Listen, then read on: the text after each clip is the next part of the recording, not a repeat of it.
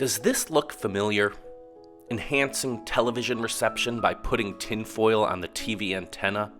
It was a common DIY fix in the baby boomer era, reflecting the ingenuity and resourcefulness of the time. With television signals susceptible to interference, especially in areas with weak reception, baby boomers would attach sheets of tinfoil to their TV antennas to boost the signal. The shiny foil, believed to act as a makeshift amplifier, became a go-to solution for improving picture quality. This hands-on approach to improving TV reception was a shared experience among families, and the ritual of adjusting the tinfoil on the antenna became a part of the television watching routine. Many baby boomers used that TV antenna to tune into the wide world of sports, a groundbreaking sports anthology series that aired from 1961 to 1998. Hosted by Jim McKay, the show provided a diverse range of sporting events, from the mainstream to the obscure. One of the most iconic moments in the history of Wide World of Sports was the coverage of Evel Knievel's daring motorcycle jumps.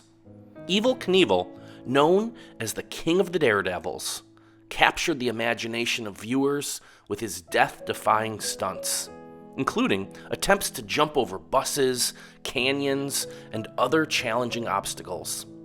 The thrill of watching these high-stakes feats on a weekend afternoon became a shared experience for many, leaving an indelible mark on the memories of baby boomers who fondly recall the excitement of Wide World of Sports and the audacious exploits of Evel Knievel.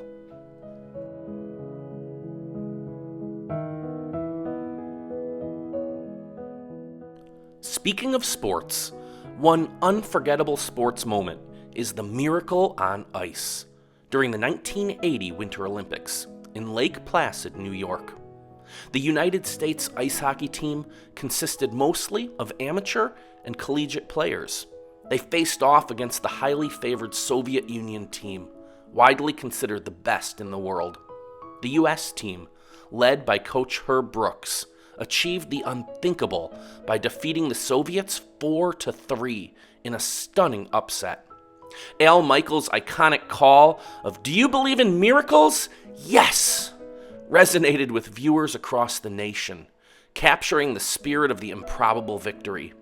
The triumph of the U.S. hockey team over the Soviets was more than just a sports moment. It became a symbol of resilience and the belief that the underdog could achieve greatness. For baby boomers who witnessed this historic event, the Miracle on Ice remains a source of patriotic pride and a testament to the power of sports to unite and inspire.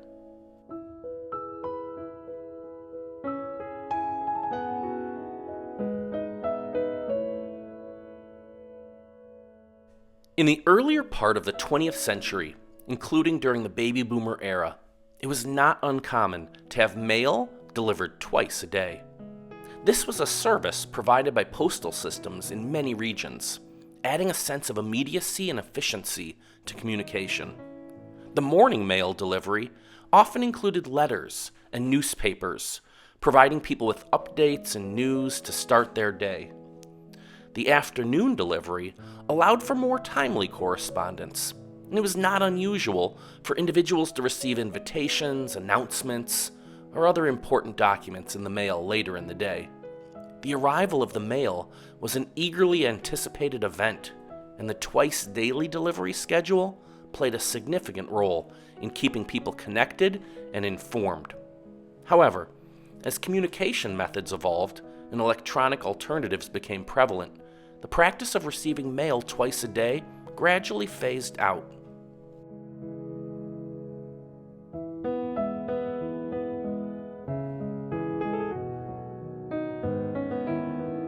When you think of communication, perhaps the rotary phone comes to mind. Before the invention of touch-tone dialing, people interacted with these sturdy and often heavy devices to make telephone calls. The rotary phone featured a circular dial with numbered holes, and to dial a number, Users had to insert their finger into the corresponding hole and rotate the dial clockwise until it reached the finger stop. This slow, deliberate process meant that dialing a phone number took more time compared to today's rapid button pushing. Often, mounted on a wall or placed on a side table, the rotary phone was a central communication tool, and the anticipation of hearing a familiar voice on the other end remains a nostalgic part of the baby boomer experience.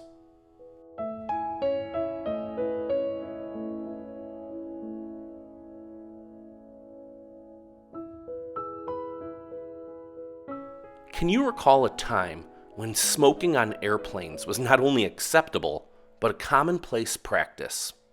The atmosphere in the cabin would often be filled with a hazy cloud of tobacco smoke as passengers lit up during flights.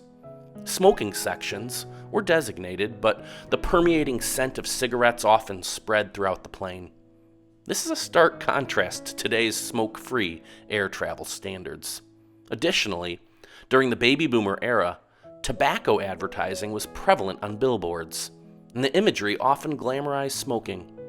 Larger-than-life advertisements depicted suave characters, cowboys, or even doctors endorsing cigarette brands, conveying an air of sophistication and coolness associated with tobacco use.